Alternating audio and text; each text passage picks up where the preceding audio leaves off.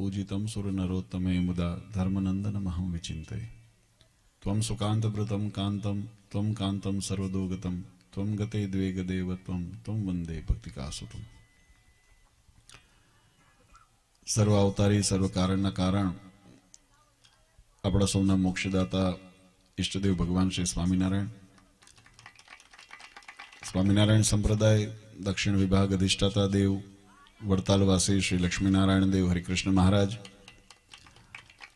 સારાઈ ગઢપુર પ્રદેશના પ્રાણ સમાન મહારાજાધિરાજ ગોપીનાથજી મહારાજની છત્રછાયામાં ગોપીનાથજી મહારાજના હાંડાનું ગામ એવા કાખરિયાને આંગણે આ વિસ્તારના શાકોત્સવના શુભ પ્રસંગે સભામાં ઉપસ્થિત ધર્મકુળ આશ્રિત વાલા સર્વે અમારા સંતો પાર્ષદો, શ્રીજીના લાડીલા ધર્મકુળ આશ્રિત વાલા સર્વે સત્સંગી હરિભક્તો, સર્વ ધર્મ પ્રેમી સજ્જનો, સર્વ મોક્ષભાગી જીવાત્માઓ, દરેક ભક્તજનોને અમારા હૃદયપૂર્વક જય સ્વામિનારાયણ. વાલા ભક્તો, ભગવાન શ્રી હરિની અસીમ કૃપાથી આજે કાખરિયાને આંગણે ભગવાન સ્વામિનારાયણે 200 વર્ષ પૂર્વે લોયાની અંદર જે દિવ્ય શાકોત્સવ કરીને અનંત જીવાત્માના કલ્યાણને અર્થે જે દિવ્ય લીલા કરી અને એનો સ્મૃતિની અંદર આપણી સંપ્રદાયની પરંપરા પ્રમાણે આપણે વર્ષો વર્ષ ઉત્સવ કરીને એ પ્રસંગને યાદ કરીએ છીએ. આજે એ ઉત્સવ કાંકરિયાને આંગણે ઉજવાઈ રહ્યો છે. આમ તો આપણા શાસ્ત્રોની અંદર એમ બતાવ્યું કે ઉત્સવથી ઉત્સાહ વધે છે. તમે જુઓ તો જીવાત્મા આ જગતની અંદર જ્યારે અનેક પ્રકારના વ્યવહાર વિટમણાઓની અંદર ઘેરાયેલો હોય ત્યારે એક મનુષ્ય પ્રકૃતિ સ્વભાવ છે કે જેનો યોગ વધારે હોય, જેનો સહવાસ વધારે હોય, આપણા જીવન ઉપર એ વિચારોની, એ કાર્યોની અસર જણાતી હોય છે. ભગવાન સ્વામિનારાયણે વચનામૃત આદિ ગ્રંથની અંદર તો ત્યાં સુધી લખ્યું દેશ, કાળ, ક્રિયા, મંત્ર, દીક્ષા આદિ 8 પ્રકારના પ્રભાવ જીવાત્મા ઉપર પડતા હોય છે. એમાં જ્યારે એ શુભ વર્તતા હોય, એટલે કે જ્યારે સારા એવા દેશની અંદર જીવાત્મા રહેતા હોય ત્યારે એના જીવનની અંદર સદવિચારોની પ્રેરણા અને સદવિચારોનું આચરણ એના જીવનની અંદર હોતું હોય છે. એ જીવાત્મા જ્યારે કોઈ કુસંગની અંદર આવે, ખોટા સંગની અંદર જતો રહે, તો એ સંગઈ કરીને, એવા વાતાવરણે કરીને જીવનની અંદર એના વિચારો ઉપર એ પ્રભાવ નાખતો હોય છે. આ વસ્તુને જો વ્યવહારિક સમજવી હોય તો આપણે કોઈ મિત્ર થયા હોય અને એ જો સત્સંગી હોય, ભગવાનની પૂજા કરતા હોય, વ્રત આદિ કરતા હોય, તો આપણા જીવનની અંદર એનો સહવાસ આપણને સદગુણી બનાવે. પણ કોઈ એવા મિત્રની પ્રાપ્તિ થઈ હોય કે જેને દારૂ આદિ વ્યસન હોય, જુગાર આદિનું વ્યસન હોય, કુસંગે અને કુમાર્ગે ચાલતો હોય, તો એનો સંગ કરવાથી આપણા જીવનની અંદર એનું પરિવર્તન એ પ્રમાણે થતું હોય છે. એટલે વચનામૃતની અંદર મહારાજે બહુ સુંદર વાત કરી. મહારાજ કહે કે કુસંગના તો પરછાયાથી પણ દૂર રહેવું અને સત્સંગના ભીડાની અંદર મહારાજ કે રહેવું. કદાચ આપણું અંગ નબળું હોય, કે કોઈ ખામી અથવા તો કોઈ અંદર ઉણપ રહી ગઈ હોય, પણ સત્સંગના ભીડાની અંદર જો જીવાત્મા પડ્યો રહે તો સહેજે સહેજે એનું અંગ પરિવર્તન થાય ને જે એનું નબળું અંગ છે એ અંગને એ શુદ્ધ કરી શકે અથવા તો એને સુધારી શકે. અને ન કદાચ સુધરતું હોય ને તો પણ એ સત્સંગના ભીડામાં હશે ને તો મહારાજ કે એનો બેડો પાર થઈ જશે, કારણ કે એનો સહવાસ એવો છે. આ સત્સંગનો મહિમા એટલો બતાવ્યો શાસ્ત્રની અંદર, પણ આ સત્સંગ શબ્દની વ્યાખ્યા બહુ સમજવા જેવી છે. આપણે શાસ્ત્રોની અંદર ઘણી વખત જો જોઈએ તો સત્સંગ જીવન આદિ ગ્રંથની અંદર ભગવાન શ્રી હરિએ સ્વયં સત્સંગ શબ્દની વ્યાખ્યા કરી છે. એની અંદર ભગવાન સ્વામિનારાયણે સત્સંગના શબ્દના અર્થની અંદર સર્વપ્રથમ જે વ્યક્તિ સમજાવી, એ વ્યક્તિ એવી સમજાવી કે સદ શબ્દ એના પરબ્રહ્મ, કે જે સત શબ્દ કહેવાતી એવા પરબ્રહ્મ પુરુષોત્તમ નારાયણ સતનું સ્વરૂપ કેવું હોય બહુ જાણવા જેવું છે. જે તત્વ અવિચળ રહી શકે, જે તત્વ અતથી ઉતિ સરખું એક સરખું રહી શકે, નિર્વિકાર રહી શકે એવું તત્વ હોય તો એ તત્વને આપણે સત્ય કહી શકીએ. સત્યની અંદર ફેર ન હોય. કાલે સવારે અત્યારે દિવસ છે ને કાલે હું એમ કહું આજ સમય કે હવે રાત થઈ ગઈ તો એ સત્ય નથી. સત્ય એક જ સરખું હોય. એની અંદર ઉતાર ચઢાવ વધઘટ ન હોય. શાસ્ત્રે ત્યાં સુધી લખ્યું પરમાત્માના સ્વરૂપની અંદર એ નથી. પરમાત્મા પોતે ઈચ્છાથી એવા સ્વરૂપે દર્શન દે. કોઈ વખત વિરાટ સ્વરૂપે દર્શન દે તો કોઈ વખત સૂક્ષ્મ સ્વરૂપે ભગવાન દર્શન દે, કોઈ વખત મનુષ્ય સ્વરૂપે દર્શન દે, કોઈ વખત મત્સ્ય કચ્છ વરાહ આદિ સ્વરૂપે દર્શન દે. પણ એ પરમાત્માનું ઐશ્વર્યપણું છે. એનાથી પરમાત્મા તત્વની અંદર ફેર પડતો નથી. પરમાત્મા તો યથાવત જે સ્થિતિ છે, જેમ હમણાં સંતોએ પણ કીધું અવિચળ સ્થિતિ એ પરમાત્માની છે. એટલે ભગવાનને સત શબ્દની અંદર શાસ્ત્રોએ સંબોધ્યા છે. બીજું સત શબ્દની વ્યાખ્યા શાસ્ત્રોમાં એમ કરી કે પરમાત્મા દ્વારા પ્રેરિત અને પ્રતિપાદિત એવો જે સત્સંગ સંપ્રદાય હોય એનો જીવાત્મા સંગ કરે તો એને સત્સંગ કર્યો. એટલે કે જે વેદાદી પરમાત્મા પ્રેરિત એટલે કે વેદાદીની અંદર પ્રતિપાદન કરેલો, ભગવાન વેદવ્યાસજીએ જેની પ્રતિપાદન કરીને જેને પ્રતીતિ કરાવી છે એવા જે સદધર્મોને સત્શાસ્ત્રોને અનુસરનારો જે ધર્મ હોય એ ધર્મનું જીવાત્મા એને ભાગવદાદી ધર્મને સ્વીકૃતિ કરે, એની કંઠી બાંધે, એનો મંત્ર દીક્ષા લે, એની ઉપાસના ભક્તિની રીત શીખે અને એ રીતે જીવાત્મા પોતાના જીવનની અંદર ભગવત પરાયણ જ્યારે થાય ત્યારે એને સત્સંગ કીધો છે. અને ત્રીજી વ્યાખ્યા ભગવાને કીધી કે ભગવાનના એવા પરમાત્માના સ્વરૂપ, ભગવાનના એવા સ્થાપિત ધર્મ અને એવા ધર્મનું પ્રતિપાદન કરતા હોય, એનું સમર્થન કરતા હોય એવા શાસ્ત્રો, જે શાસ્ત્રોની અંદર ભગવત સ્વરૂપનો મહિમા બતાવ્યો હોય, સાકાર પરમાત્માની ઉપાસનાનું જેની અંદર વર્ણન હોય, ભગવાનની મૂર્તિ અને ભગવાનના ઐશ્વર્ય ચરિત્રોનું જ્યાં નિરૂપણ કરેલું હોય, જેના શ્રવણ દ્વારા જીવાત્માને ભગવાન પ્રત્યેની ભાવના વધારે દ્રઢ થાય, ભગવાનની નિષ્ઠા દ્રઢ થાય એવા જે શાસ્ત્રો, એ શાસ્ત્રનો અનુસરણ કરવું અથવા તો એનું શ્રવણ કરવું, એનો આશ્રય લેવું, એનું નામ સત્સંગ છે. તમે જગતની વાતોની અંદર કદાચ કોઈ સારા લેખક હોય અને બહુ સારી વાર્તાઓ લખતા હોય, પણ એ જગત સંબંધી વાર્તા હોય તો એની અંદર જીવાત્માને પ્રીતિ થાય, હેત થાય, ગુણ આવે, પણ કોનો આવે? જગતનો આવે, વિષયનો આવે. પણ જે એટલે એ લખાણ ભલે ગમે તેટલું સારું સુંદર હોય અને ખૂબ સુંદર શબ્દોની અંદર એનું વર્ણન કરેલું હોય, પણ એ જગતમાં જીવાત્માને બાંધે છે. માટે એને શાસ્ત્રની ઉપમા નથી અપાતી.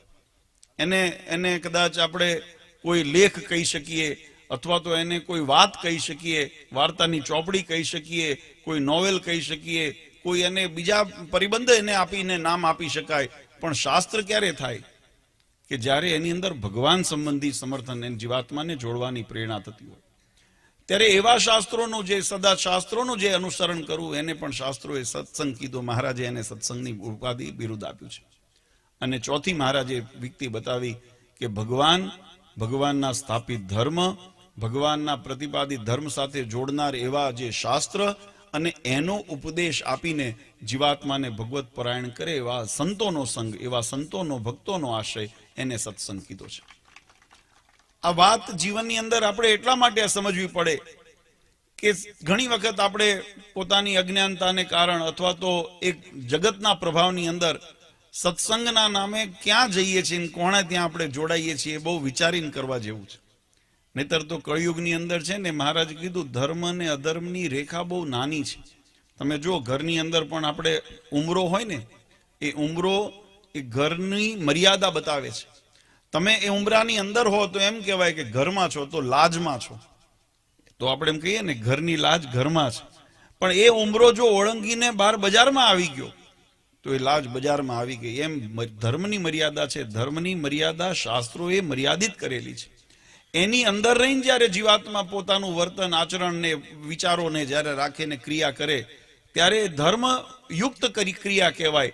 અને જ્યારે એને ઓલંગીને ક્રિયા કરે, કદાચ સારી ક્રિયા પણ હોય, અતિશયોક્તિ નથી, સમાની મર્યાદાના કારણે બહુ વિશેષ એનું વિશ્લેષણ ન થાય, પણ ગમે તેટલું રૂડું રૂપાળું પાત્ર હોય, પણ જો બજારની અંદર વ્યભિચારની જેમ વર્તતું હોય તો એને આપણે ઘરની શોભા કે ઘરનો ગુણ નથી કહેવાતો. અને કદાચ ખોળ ખાપણ વાળું પણ હોય, પણ જેને ચરિત્ર જેને સાચવ્યું છે, ઘરનું લાજ સાચવી છે, મર્યાદા છે, તો એનો ગુણ સતીની અંદર આવે છે. એનું તપ ના પડે કરીને આખો પરિવાર તરી જતો હોય એવા દ્રષ્ટાંતો આપણા શાસ્ત્રોની અંદર બતાવ્યા છે. તો કહેવાની પાછળનો ભાવાર્થ એ છે વાલા ભક્તો કે સત્સંગનો મહિમા શાસ્ત્રોએ બતાવ્યો, પણ એ સત્સંગની રીત પણ શાસ્ત્રોએ બતાવી કે કેવા સ્વરૂપનું સત્સંગ જીવાત્મા કરે તો જીવાત્માને આ સંસાર અને ભવસાગરથી મુક્તિ પ્રાપ્ત થાય. કેવા સત્સંગને અનુસરે ભગવાન સ્વામિનારાયણે શિક્ષાપત્રીની અંદર આજ્ઞા કરી. આપણા શાસ્ત્રોની અંદર ભક્તિનો ખૂબ મહિમા બતાવ્યો. વચનામૃત આદિની અંદર મહારાજે કીધું ભગવાનને રાજી કરવાના અનેક પ્રકારના સાધનો શાસ્ત્રોમાં બતાવ્યા છે. વ્રત, તપ આદિ, ભગવાનને યાત્રા કરીએ, દાન કરીએ, સેવા કરીએ, બધા ભગવાનને રાજી કરવાના જ સાધન છે. પણ એમાં સૌથી શ્રેષ્ઠ સાધન હોય તો ભગવાનની ભક્તિ છે. જીવાત્મા જો મહાત્મ જ્ઞાને સહિત ભગવાનની ભક્તિ કરે, મહારાજ કે ધર્મ, જ્ઞાન, વૈરાગ્ય ને ત્રણેયને એની અંદર આવાંતરની અંદર પોષણ મળી જાય. કારણ કે ભગવાનનું મહાત્મ જીવાત્મા જો સમજ્યો હોય ને તો ભક્તિ તો કરે જ, અનુરાગે કરીને, ભગવાનની પ્રીતિએ કરીને જીવાત્મા ભક્તિ તો કરે જ, પણ એ ભક્તિની અંદર ભગવાનનો જે અનુરાગ છે, અનુરાગ એને ફરજ પાડે કે જીવાત્મા ક્યારે ભગવાનની આજ્ઞાનો લોપ ન કરે, એટલે ધર્મ સહેજે સહેજે સચવાય. ભગવાનની અંદર અતિશય આસક્તિ જેને થઈ છે, અતિશય મોહ પરમાત્માના સ્વરૂપની અંદર થયો છે, ભગવાનની અંદર પ્રેમ જેને થયો છે, એને જગતના જે વિષયો છે નાશવંત જણાય, અને નાશવંત જણાય એટલે વૈરાગ્ય આપોઆપ એની અંદર થઈ જાય, એની અંદર મમત્વ ન થાય. એને ખબર છે કે મને મળ્યું શું છે. તમને જો ઘણી વખત મહારાજશ્રી દ્રષ્ટાંત દે છે કે 10 રૂપિયાની નોટ પડી હોય અને એની સામે 100 રૂપિયાની નોટ પડી હોય, તો આપણને કોઈ કદાચ કહે કે ભાઈ આમાંથી બેમાંથી એક ઉપાડવાની છે, કઈ ઉપાડી? આપણે હોની જ ઉપાડીએ ને. એનો મહિમા આપણને ખબર છે, કારણ કે એ હોની નોટની અંદર આવી 10 નોટો બીજી 10 ની અંદર સમાયેલી છે. તો જેનો મહિમા ખબર છે તો એ કરીને આપણું આકર્ષણ ને વૃત્તિ થાય. પછી 10ની નોટ એ સરકારી જ છે. હમણાં સંતોએ દ્રષ્ટાંત દીધું ને, સરકારની બેંકમાં જ છપાણી છે અને કદાચ પ્રમાણિક હોય. હવે તો જો કે તો સાવધાની, ખોટી નવામાં તો સંતોએ જે દ્રષ્ટાંત આપ્યું કે ખોટી નોટ હોય ને સાચી નોટ હોય, તો એમાં તો આપણને ખબર સહેલાઈ છે કે ભાઈ ખોટી નોટ ન લેવાય. પણ ઓલી તો સાચી છે તોય ન લેવાય. કેમ? કે એની અંદર માલ નથી. એની અંદર જે માલ છે ને એ માત્ર અલ્પ છે, અને જેની અંદર માલ વધારે છે ને એમ લેવાય. એટલું આપણું વિવેક બુદ્ધિ આપણને શીખવે. તો જેમ આ જગતના સંસારના સુખની અંદર, આ જગતના જે પંચભૂતના જે વિષયો છે એની અંદર જે જીવાત્મા જે ઓતપ્રોત થાય છે, શાસ્ત્રમાં તો એમ કીધું કે ભગવાનના સુખની આગળ, અક્ષરધામના સુખની આગળ તો સ્વર્ગાદિના સુખ છે ને તો નરક સમાન ભાસે છે. નરક સમાન એટલે સ્વર્ગને નરક નથી કીધું, એની પરિભાષા જુદી છે, પણ છતાંય એના સમાન તુચ્છ ભાષે છે. ભાવ એટલો જ છે કહેવાનો કે ભગવાનનું સુખ એટલું અનંત છે, એટલું અનહદ છે કે જેની અંદર જીવાત્મા એક વખત જો ઓતપ્રોત થઈ જાય અને એ સુખનો આસ્વાદ માણે, તમને પછી જેને કહેવાય કે ગળપણનો સ્વાદ આવ્યો હોય, કે જેને મીઠાશનો સ્વાદ એને લીધો હોય, પછી એને થોડું પણ મોળું કે ફીકવું હોય ને તો એને હદે નહીં અથવા તો એને રૂચે નહીં. એવું આપણને ખબર છે, કારણ કે ગળપણનો સ્વાદ શું છે. પણ ચાખ્યો હોય તો, જો ન ચાખ્યો હોય તો આપણને, તમે ઘણી વખત ખારા પાટની અંદર જુઓ તો પાણી આપણે કાઢતા હોય તો ખારું પણ નીકળતું હોય, મોળું પણ નીકળતું હોય, કડવું પણ નીકળતું હોય. હા, પણ જેને મીઠા પાણીનો સ્વાદ ચાખ્યો એના પછી એ ગળે ઘૂંટડો ઉતરતો નથી. કારણ કે એટલે સંતોએ કીર્તનમાં લખ્યું કે જે મોઢે દૂધપાક ખાતા હોય, કીર્તનમાં આપણે કહીએ છીએ ને, એ મોઢે પછી છાશ ખવાતી નથી. જે મોઢે પાન ચાવ્યા હોય એ મોઢે પછી કોલસા ચવાતા નથી. કેમ? કારણ કે એનો સ્વાદ આપણને એક વખત દાઢે લાગી ગયો છે.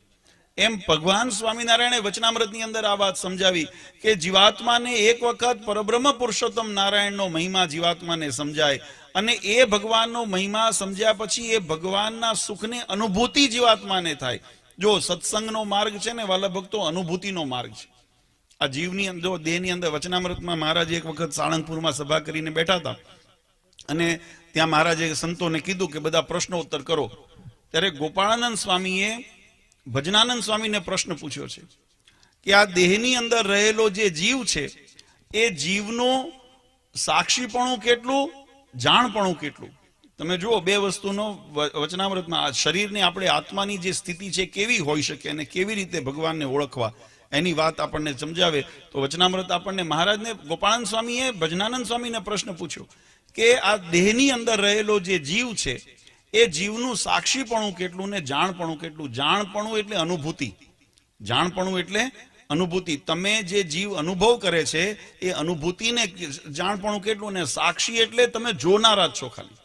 આ જીવને જો સાક્ષી એટલે ખબર પડે ને, એક કોઈ તમે જો વ્યવહારિક કાર્યનું દ્રષ્ટાંત આપું તો ખ્યાલ આવે કે એક કોઈ ખેડૂત ખેતી કરે છે, એ પોતે મહેનત કરે છે, એની અંદર પુરુષાર્થ કરે છે, એ કાર્ય કરે છે, અને એક છેડે ઉભો રહીને જોતો હોય તો એનો સાક્ષી થયો.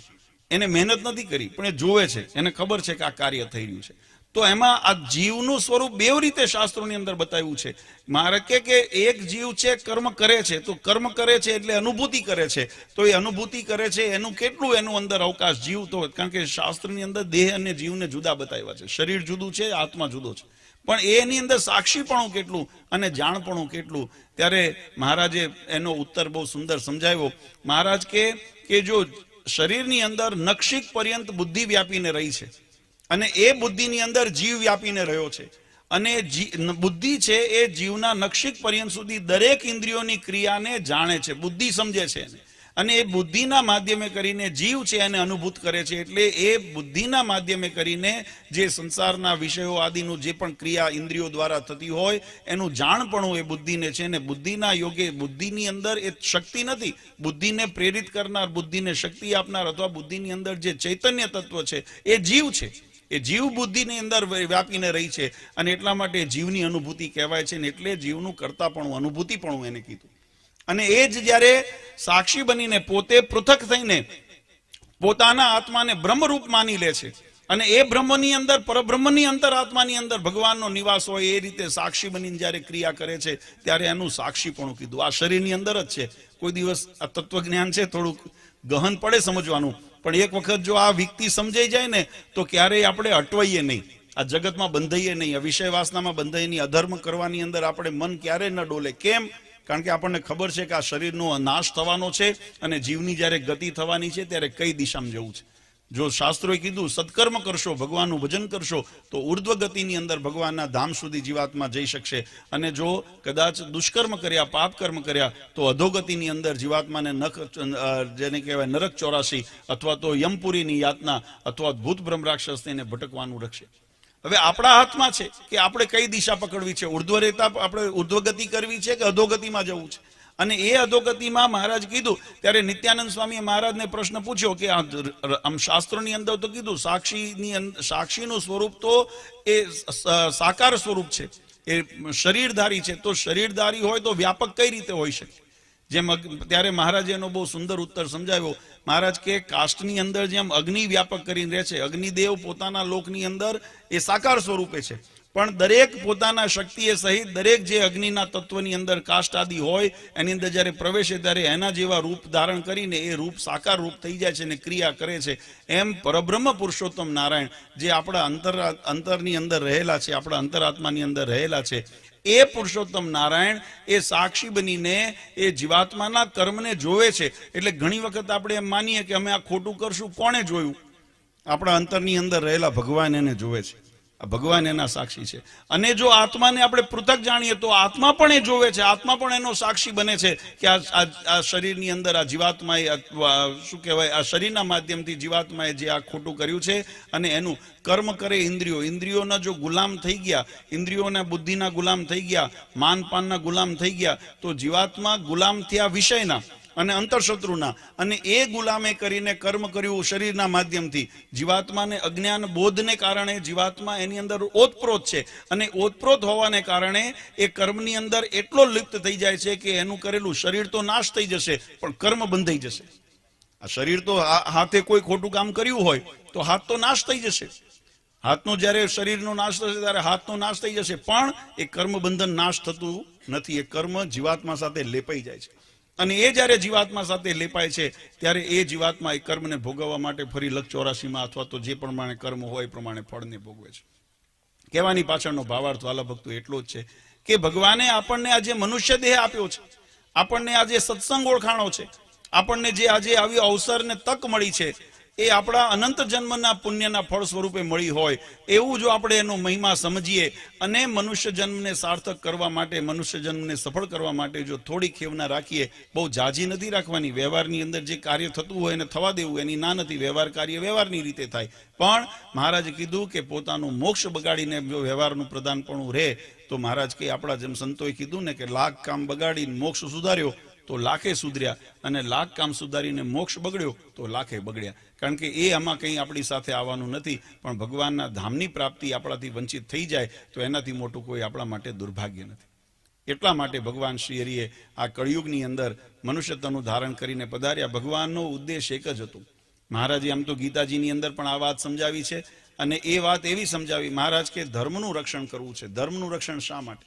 આપણે કોઈ એવા સમર્થ નથી કે ધર્મનું રક્ષણ કરીએ. એની વ્યક્તિ વેદની અંદર બહુ સુંદર બતાવી છે, ધર્મો રક્ષેતી રક્ષત. આપણે ધર્મની રક્ષા કરીએ છીએ એનો અર્થ એ નથી કે તમે કોઈ અધર્મથી તમે રક્ષા કરો. ધર્મનું પાલન કરીને એનું રક્ષણ કરવાનું છે.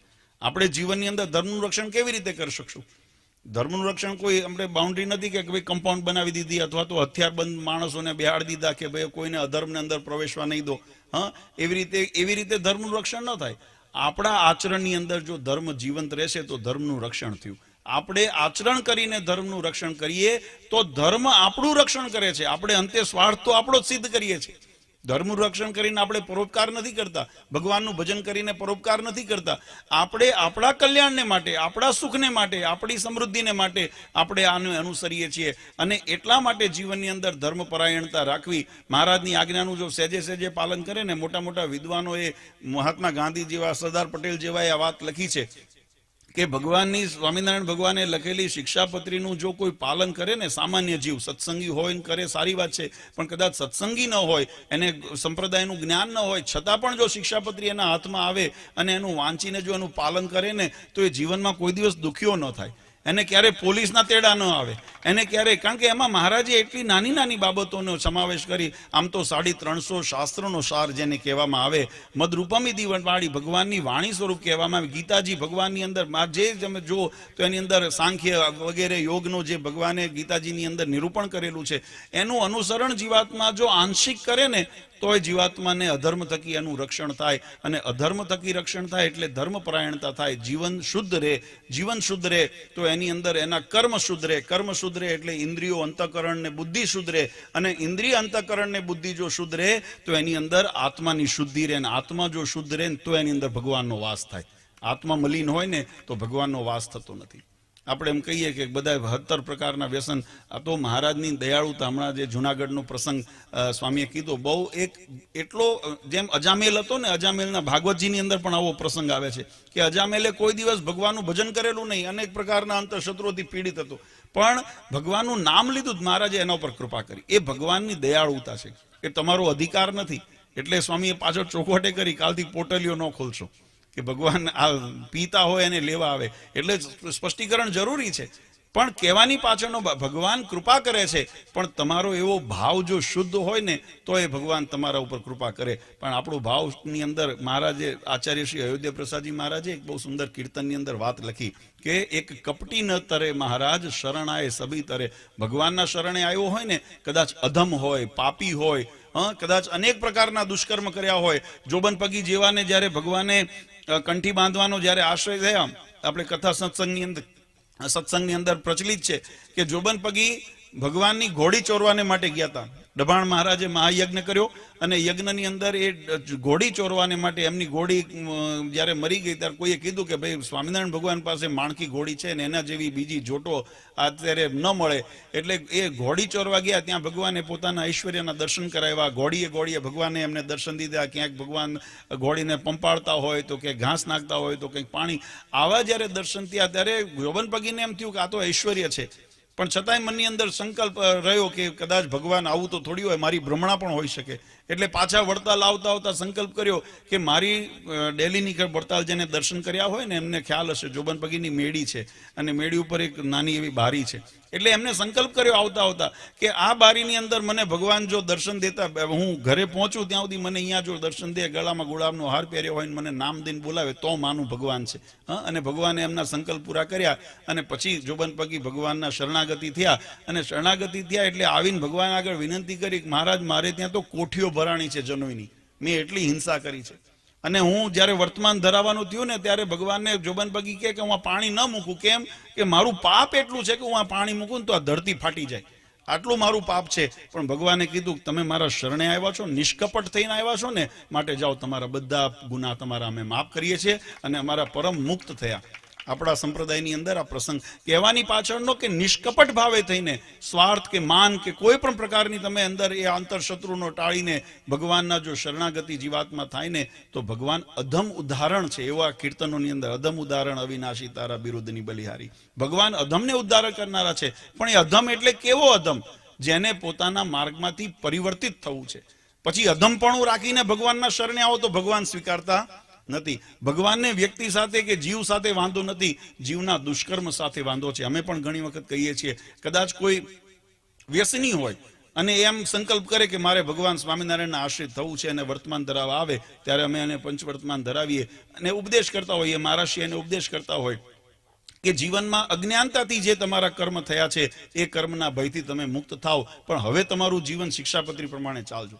પછી ગળામાં કંઠી પહેરીને દારૂ પીને બેઠો હોય તો એના માટે ભગવાનનો દરવાજા ખુલતા નથી. આ વાત એટલા માટે જાણવા જેવી છે વાલા ભક્તો કે આપણે સત્સંગ કરવો છે, ભગવાનને રાજી કરવા છે, પણ ભગવાનને રાજી કરવાની જે શાસ્ત્રોએ રીત બતાવી છે, ભગવાન સ્વામિનારાયણે જે પ્રતિપાદન કરીને રીત બતાવી છે એ રીતને અનુસરશું ને તો ભગવાન પછી આપણા દોષની સામે નહીં જુએ તો આપણા ભાવની સામે જોઈ અને ભગવાન આપણો બેડો પાર કરશે, આપણો ઉદ્ધાર કરશે. પણ જો દોષે યુક્ત રહીને આપણે એમ કહીએ કે સ્વભાવ નથી સુધારવો, અથવા તો મારે અંતઃશત્રુને મારે ગુલામ જ રહેવું છે, મારે વ્યસનોના ગુલામ રહેવું છે, મારે અધર્મના ગુલામ રહેવું છે, મારે વ્યવહાર હાચવવો છે, મારા સંબંધ હાચવવા છે. ભગવાનની આજ્ઞા ભલે એક બાજુ થાય, ભગવાનની આજ્ઞાનો લોપ થાય એનું ચાલશે, પણ સંબંધ ન બગડવા જોઈએ. જો આવો મહિમા ભગવાન કરતા સંબંધનો વધી ગયો તો મહારાજ કે પછી સંબંધ જ હાચવો. આ જન્મે ને આવતા જન્મે જે યોનીમાં જાય તમે એ યોનીમાં જજો સંબંધ હાચવવા. એ કૂતરા બલાડા ગધાડા થાય, તમે કૂતરા બલાડા ગધાડા થજો, કારણ કે સંબંધ તો જ હચવા છે ને, તો જ તમારો સંબંધ અચવાશે. પણ અને એનો મોક્ષ, જેને ભગવાનની આજ્ઞાનો લોપ કર્યો છે એનો મોક્ષ થવાનો નથી. એ તો શિક્ષાપત્રીમાં વચનામૃતમાં મહારાજે કીધું, અમે કીધું એમ કરશો તો જ અક્ષરધામમાં તમે ને અમે ભેળા રહીશું, નહીં તો તમારે ને અમારે ઘણું છેટું થઈ જશે. કીધા બહાર વર્ત્યા એટલે તમારે ને અમારે છેટું. મહારાજ કે અમારી આજ્ઞાનું પાલન નહીં કરો તો આલોક અને પરલોકમાં મહાકષ્ટને પામશો. એટલે કહેવાની પાછળનો કલ્યાણ કોનું થાય એનો સિદ્ધાંત ભગવાન સ્વામિનારાયણે શિક્ષાપત્રી આદિ ગ્રંથમાં લખ્યો છે. કોઈ વૈષ્ણવજન હોય તો શ્રીમદ ભાગવત એના માટે આદર્શ છે, ગીતાજી એના માટે, કોઈ રામાનંદી ભક્તો હોય તો એના માટે રામાયણ એના માટે આદર્શ છે, કોઈ શિવ ભક્ત હોય તો શિવપુરાણ આદિની અંદર જે ભક્તના લક્ષણ બતાવ્યા છે, જે ધર્મ મર્યાદાઓ બતાવી છે એના માટે એ આદર્શ હોઈ શકે. પણ જે શાસ્ત્રે પ્રમાણિત કરેલું છે એ આદર્શને જો અનુસરશું, એ પરંપરાને અનુસરશું તો જ ભગવાનના અક્ષરધામના દરવાજા ખુલવાના છે, બાકી ખુલવાના નથી. બાકી આ 84 લાખ માથે લખાણી છે. એટલા માટે આ સત્સંગનો મહિમા શાસ્ત્રમાં બતાવ્યો અને આપણે પણ એ દાખલો કરીએ છીએ. ઘણી વખત હરિભક્તોને એમ થાય કે ઉત્સવો તો જગતની અંદર બધા થાય છે, કોઈ મોટા મોટા મેળાવડા થાય છે. આ જેમ હમણાં સ્વામીએ કીધું, આ સાદો મંડપ બાંધ્યો, સાદું આપણે મંચ બનાવ્યો, સાદી કથા વાર્તા કરી, કોઈ આપણે અહીંયા આગળ મોટો તામ નથી, પણ આની જગ્યાએ કદાચ મોટા મોટા ફિલ્મ સ્ટારોના ને એને સિતારાઓને લાવીએ, મોટા મોટા રાજકારણીઓને લાવીએ, મોટા વૈભવી મંડળ બનાવીએ અને દરવાજા મોટા શણગારીએ અને સારામાં સારો દેખાવ કરીએ, પ્રચાર કરીએ, મોટા મોટા બેનરો અને પોસ્ટરો લગાડીએ. શું એનાથી કલ્યાણ થવાનું છે? વચનામૃતની અંદર મહારાજે સ્પષ્ટ એક વાત, મને એમ હું વિચારતો ઘણી વખત મહારાજ આ બધા શબ્દો કેમ લખ્યા હશે, પણ મને ખબર, એટલે હવે ખબર પડે કે આ કળિયુગની અંદર આ જ બધું થવાનું છે. એટલે મહારાજે અગમચેતી માટે શબ્દ વાપર્યા. મહારાજ કે ગામની અંદર કોઈ ભવાયો આવે ને, કોઈ મદારી આવે અને મદારી આવીને જો ડુગડુગી વગાડે ને તો ટોળું તો ત્યાંય ભેગું થઈ જાય છે. કોઈ ભવાઈ આવીને ભવાઈ કરવા બેઠા હોય ને તો ત્યાંય માણસનું ટોળું ભેગું થઈ જાય છે. અને અત્યારે જોઈએ છે ઘણી ભવાઈઓ જગતમાં હાલે છે જ્યાં માણસને તમને એમ તો ઓહો કેટલા માણસો આવ્યા, પણ મહારાજ કે અહીંયા કલ્યાણ થવાનું નથી. એક બાજુ 7 માળની હવેલી હોય અને ત્યાં આગળ અનેક પ્રકારના સુખ સુવિધા અને ભોગવિલાસના સાધનો હોય અને બીજી બાજુ પર્ણકુટીર હોય, ઝૂંપડી હોય, પણ એની અંદર ધર્મ, જ્ઞાન, ભક્તિ, વૈરાગ્યનું પોષણ થતું હોય. મહારાજ કે ઝૂંપડીની અંદર કલ્યાણ થશે, ઓલી 7 માળની હવેલીમાં થવાનું નથી. આ વાત એટલા માટે મહિમા આપણને બતાવે છે કે ભગવાનને રાજી કરવા માટે, ભગવાનની પ્રાપ્તિ માટે જે આપણે દાખલો કરીએ છીએ તો એ ભગવાનની શાસ્ત્ર મર્યાદા સિદ્ધાંત પ્રમાણે રહીને જો ભજન કરશું તો ભગવાનનો રાજીપો થશે. બાકી આપણે સત્સંગ, આપણે એમ જાણીએ છીએ કે અમે સત્સંગ કર્યો, પણ એ વાસ્તવમાં સત્સંગ થતો નથી. એ ભગવાનની. એટલા માટે વાલા ભક્તો આ ઉત્સવ સમયા તો ખરેખર નિમિત્ત મહારાજે બનાવ્યા. આમ તો શાકોત્સવનો પ્રસંગ આપણા સંપ્રદાયની અંદર બહુ પ્રસિદ્ધ છે. મહારાજે અનેક વિધે ઉપદેશ દ્વારા વચનામૃત, તમે જુઓ એક એકથી ચડિયાતા વચનામૃત મહારાજે ઉપદેશ દ્વારા જીવાત્માને સત્સંગનો માર્ગ રંગ્યા. મહારાજે ઉત્સવો કર્યા મોટા મોટા વિષ્ણુ યાગ કરાવ્યા, હરિયાગ કરાવ્યા, અને એની અંદર ભગવાને પોતાના ઐશ્વર્ય પ્રતાપના દર્શન કરાવ્યા, અને ભગવાનના ભક્તોને પ્રતીતિ થાય એવા મહારાજે ચરિત્રો કર્યા કે જેથી કરીને જીવાત્મા ભગવાન સાથે જોડાય. પણ ઘણી વખત અજ્ઞાની અબોધ જીવાત્મા હોય, જેને સત્સંગનો બહુ યોગ ન થયો હોય, કથા વાર્તાનો યોગ ન થયો હોય, એ જીવનું પણ રૂડું થાય એના માટે મહારાજે અનેકવિધ ચરિત્રો કર્યા. એમાં લોયાનો શાકોત્સવ પણ ગણી શકાય, એમાં રંગોત્સવ પણ ગણી શકાય. મહારાજે શેલણોત્સવ કર્યો, શેલણ ખાઈને પણ જીવનું કલ્યાણ થયું. એને અંત સમયે શેલણ યાદ આવ્યું. આપણા સંપ્રદાયની અંદર કથા વિસ્તારથી લખેલી છે. તો શેલણે કરીને પણ જીવાત્માનું, કોઈએ ગોપીનાથજી મહારાજના ડેરા અથવા તો એના ઘુમટ જોયા, શિખર જોયા, એનું કલ્યાણ થયું. કોઈએ ભાવે અભાવે એના પાયાની અંદર પથ્થર નાખ્યો, એનું મહારાજે કલ્યાણ કર્યું. આનાથી મોટા દયાળુ ભગવાન આપણને ક્યાં ગોતવા જશું આપણે?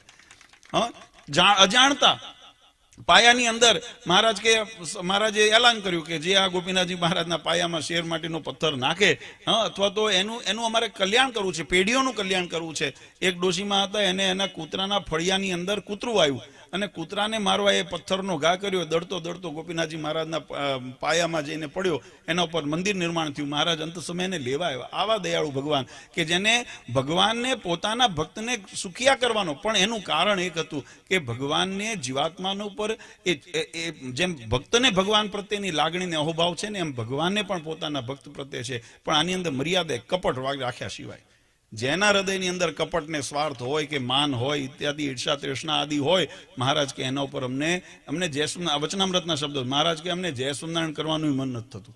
આ ભગવાન સ્વામિનારાયણ કીધું, પરાણે બેઠો હોય ને પગ આગળ, તોય મહારાજ કે અમને એને જય સ્વામિનારાયણ કરવાનું. અને જે અમારી આજ્ઞામાં રહેતો હોય, એ કાશી બુરાનપુર રહેતો હોય, એટલે કે લાખો ગૌ છેટો રહેતો હોય, તો મહારાજ કે અમે એનાથી ક્ષણ માત્ર અળગા રહેતા નથી. એ અમારા હૃદયમાં છે ને અમે એના હૃદયમાં છીએ. આ ભગવાન સ્વામિનારાયણના શબ્દો છે. આજે એ પ્રાપ્તિ, એ પાત્રતા કેળવવા માટે આ સત્સંગ છે. મહારાજે એટલી દયા કરી કે કોઈ એવો અધમ જીવ હોય અથવા તો કોઈ અજ્ઞાની જીવ હોય, એને પણ મહારાજે પોતાના દર્શનનું સુખ આપીને આ લોયાની અંદર શાકોત્સવ પણ મહારાજે એવો કર્યો. આપણે કથા ઘણી વખત સાંભળી છે, પણ એ પ્રસંગને યાદ કરીએ, કારણ કે શાકોત્સવ યાત્રા છે આપણી. ત્યારે ભક્તોને એમ થાય કે આ શાકોત્સવ વળી ભગવાને જે ચરિત્ર કર્યા ને, વાલા ભક્તો, આપણા સંસ્કૃતિની અંદર એને ઉત્સવ કહેવામાં આવ્યા. કારણ કે એનો સંબંધ ભગવાન સાથે પ્રીતિ કરાવવાનો છે. ભગવાને જેમ ગોવર્ધન લીલા કરી, જ્યારે ઇન્દ્રએ અતિવૃષ્ટિનો પ્રકોપ કર્યો, ત્યારે ભગવાને પોતાના આંગળી, ટચલી આંગળી ઉપર ગોવર્ધન તોલ્યો, અને એ પ્રસંગ જ્યારે થયો ને પછી મહારાજે ગોવર્ધન પૂજા કરી, અન્નકૂટ કરાવ્યો. આજે વર્ષો વીતી ગયા, આપણી સનાતન ધર્મની અંદર, સંસ્કૃતિના દરેક મંદિરની અંદર આપણે બેસતા વર્ષે અન્નકૂટ અને ગોવર્ધન પૂજાનું આયોજન કરીએ છીએ. એ પ્રસંગને એટલા માટે યાદ કરીએ છીએ કે એમાં ભગવાને જીવાત્માનું રૂડું થાય ને ભગવાનનો મહિમા જીવાત્માને સમજાય, એવો દિવ્ય પ્રસંગ હતો. આપણે પણ એ દ્રઢતા કરવાને માટે ઉત્સવ કરીએ છીએ. આપણી સંસ્કૃતિની અંદર ભગવાને પછી રામનવમી હોય, હરિજયંતિ હોય, ઇત્યાદિ જે પણ દિવાળી આદિના પ્રસંગ આવતા હોય, ત્યારે આપણે એને ભાવથી, આપણે શ્રદ્ધાથી આપણે ઉજવતા હોઈએ છીએ. એમ શાકોત્સવ પણ ભગવાને એવી દિવ્ય લીલા કરી હતી. આ જગતના મેળાવડાની જેમ જમણવાર નહોતો. આપણે ત્યાં લગ્ન પ્રસંગ, વ્યવહાર પ્રસંગ હોય તો આપણે બધાને તેડાવીને જમણવાર કરતા હોઈએ, અને આનાથી કદાચ સારું કરતા હોઈએ. કદાચ જો સારા સુખી માણસ હોય તો પરવર આદિનું, જેને કહેવાય ને પરવર શાકનો રાજા કહેવાય, એનું શાક બનાવીને, અને ઘણા એટલા સુખિયા હોય સફરજનનું શાક કરે, કાશ્મીરથી સફરજન મંગાવે, એનું શાક કરીને ખવડાવે. પણ એની અંદર મેં કીધું એમ કે જગતનો સ્વાદ હોઈ શકે, પણ ભગવાનનો ભાવ ન હોય ને એટલે કલ્યાણ ન હોય. જ્યારે આ રીંગણા જેવા તુચ્છ પદાર્થ હતા, જેને રીંગણાની બહુ કિંમત સામાન્ય જીવનમાં ન આવે, હવે તો એની વેરાયટીઓ બનીને ઓળા કરીને બધા કરીને ખાય, જુદી વસ્તુ છે, એ પોતાના સ્વાદને ફેરવવા માટે. પણ બાકી એને સારા પ્રસંગની અંદર એનો સમાવેશ નહોતો.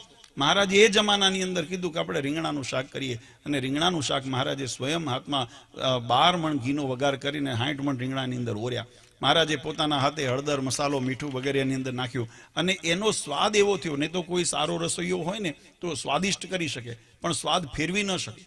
ભગવાન સ્વામિનારાયણ એની અંદર એટલું ઐશ્વર્ય મૂક્યું. એ શાકની અંદર સંતોએ લખ્યું કે મેવા મિષ્ટાન આદિ ઘણું બધું બનાવ્યું હતું રસોઈની અંદર, પણ કોઈએ બીજું જમ્યા નહીં, બધાએ શાક જ જમ્યા. કેમ? કારણ કે એની અંદર તૃપ્તિ થતી હતી. એ સ્વાદ, શાક ખાય અને જેવું ભાવતું હતું એવો સ્વાદ આવે. જેને કોઈને મોહનથાળ, મેસૂબ, જેને દૂધપાક, જેને જે ભાવતું હતું એને એવો સ્વાદ શાકમાં આવે, અને એ શાકનું ખાઈને બધાએ તૃપ્ત થયું. ને એનું એટલું જ નહીં, એનાથી વિશેષ ભગવાને પોતાના જે અજ્ઞાની ભક્તો હતા અથવા જાણ ભક્તો હતા, એને પણ પોતાના ભગવાન પ્રણાની પ્રતીતિ કરાવી. આ બન્યું. મહારાજ જ્યારે આ બધા ચરિત્ર કરતા ને, ત્યારે હળદર, મસાલો વગેરે પોતાના એ મસાલાની પોતાની હાથે એ શાકની અંદર, વઘારની અંદર નાખે, અને પછી મહારાજ પોતાના વસ્ત્રો પર હાથ લૂઈ નાખે.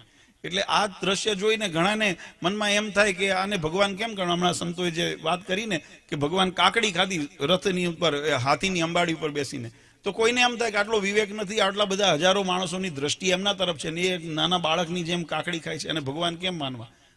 ગણાયને આપણે ભાગવતજીની અંદર પ્રસંગ આવે ને કે ભગવાન કૃષ્ણચંદ્ર કાળી કામળી નાખીને હાથમાં દંડો લઈને ગાયો ચરાવવા જતા, ત્યારે ઘણાને એમ થાય કે આ બ્રહ્માંડના અધિપતિ, આ પરબ્રહ્મ પુરુષોત્તમ નારાયણ ગાયો ચરાવવા જાય?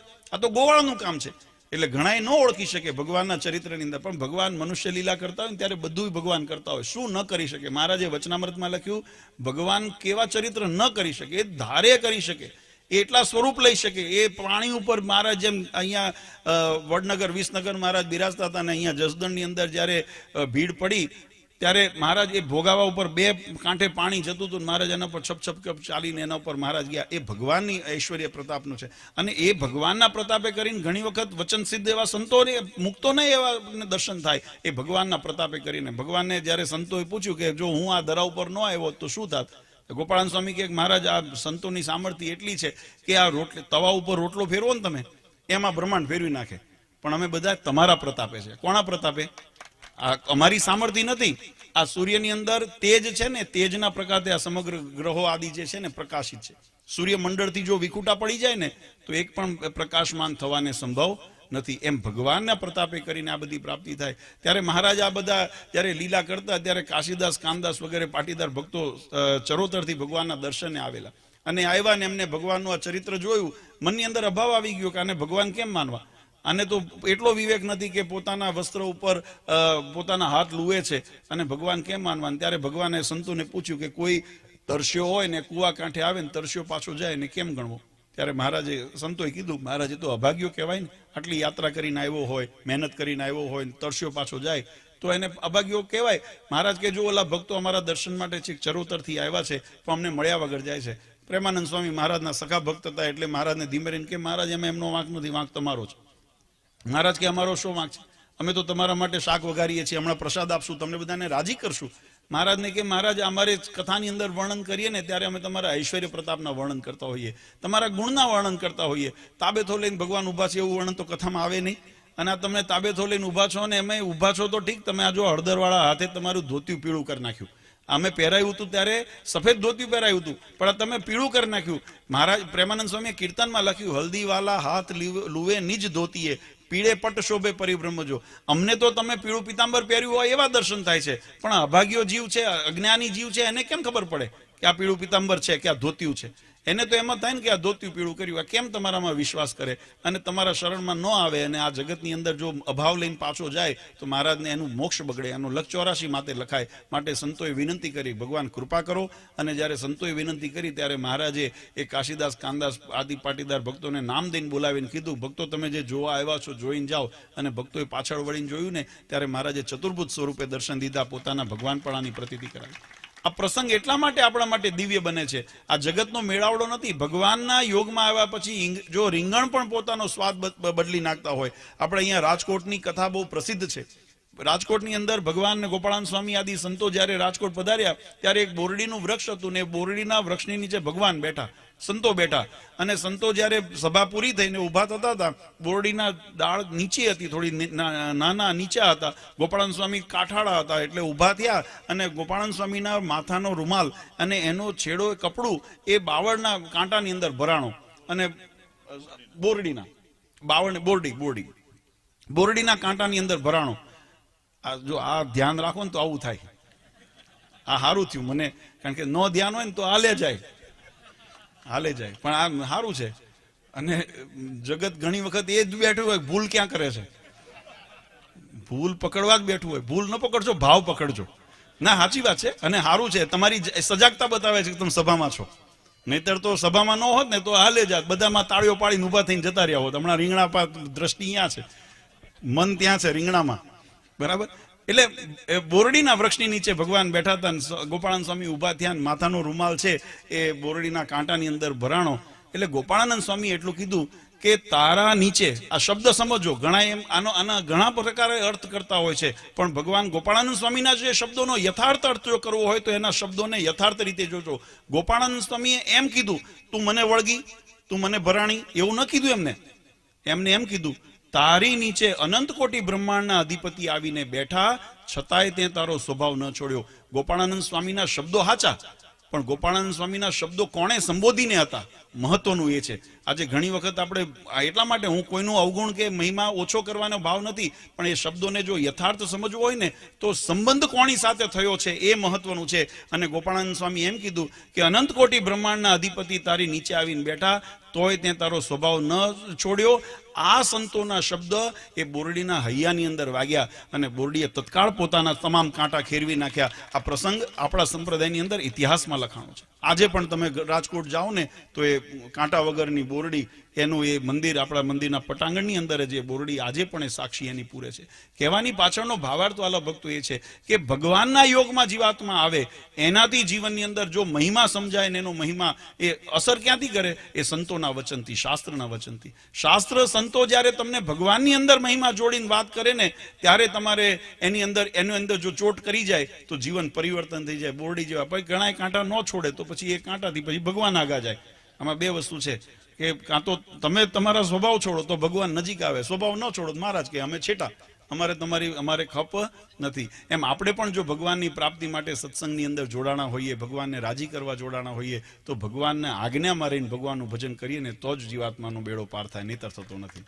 આ મહારાજે ઉત્સવ કર્યો, મહારાજે ચતુર્ભુજ સ્વરૂપે દર્શન કરાવ્યા અને ભક્તોને પોતાના પરબ્રહ્મપણાની પ્રતીતિ કરાવી. ત્યારે આજે પણ આપણે એ ઉત્સવને, એ રીંગણા જેવા હતા પણ ભગવાનના યોગમાં આવ્યા તો એના ગુણ આજે વિદેશોની અંદર પણ ગવાય છે. કોઈ પણ જગ્યાએ સંસારમાં શાકોત્સવનું નામ પડે એટલે એની અંદર રીંગણા જ હોય, બીજા કોઈ શાક હોતું નથી. કેમ? કારણ કે એની અંદર ભગવાનનો રાજીપો દેખાણો, ભગવાન એના ઉપર રાજી થયા તો એનાથી એના ભાગ્ય ઉગડી ગયા. એમ આપણા જીવન ઉપર પણ જો ભગવાન રાજી થાય ને અને આપણે આપણા સ્વભાવને, ગુણને જો મૂકીએ, અવગુણોને આપણે જો મૂકીએ તો ભગવાન આપણા ઉપર રાજી થાય. અને એના માટેનો દાખલો છે આ પ્રસંગ. એટલા માટે આપણે કરીએ, કથા વાર્તાના યોગે કરીને, સત્સંગના યોગે કરીને. આ તો જેમ હમણાં છપિયા સ્વામીએ પણ વાત કરી, વર્ષોથી ભક્તોની ઝંખના હોય કે અમારા ગામમાં સત્સંગ વધે, અમારા હરિભક્તોને, અમારા બાળકોને સત્સંગનું પોષણ મળે, અને એના માટે એક નિમિત્ત ઊભું કરવું હતું. એટલે પૂજ્ય મહારાજશ્રીની આજ્ઞાથી આ શાકોત્સવ યાત્રાનું આયોજન કર્યું કે દરેક ગામમાં તો દર વખતે ન પહોંચી શકાય, પણ વિસ્તાર એરિયા વાઇઝ આપણે એવા આયોજન કરીએ કે 5-25 ગામડા ભેગા થઈને એક ઉત્સવ કરીએ, એની અંદર 5-25 ગામડાના હરિભક્તો આવીને લાભ લે. તો અહીંયા જે શબ્દ તમને ઉપદેશના માધ્યમથી, કથાના માધ્યમથી આપણે સાંભળ્યા હોય એને જીવનમાં વાગોળતા રહેવું, એનું મનન કરવું અને એના ઉપર વિચારવું. વિચારીને જે શાસ્ત્ર સંમત આપણને લાગતા હોય, ભગવાનની આજ્ઞા પ્રમાણે જે આપણા હિતમાં હોય એવા જે વચન છે એને જીવનની અંદર સ્વીકારવા. અમે ઘણી વખત કહીએ કે તમે માત્ર ખાઓ ને એટલે ગુણ નથી થતા. આ વિજ્ઞાન પણ એ જ વસ્તુ કે છે, તમે જેટલું ખાધું છે ને એટલું તમને ગુણ નથી કરતું. જે ખાધા પછી જેટલું પચે છે ને એટલું જ ગુણ કરે છે.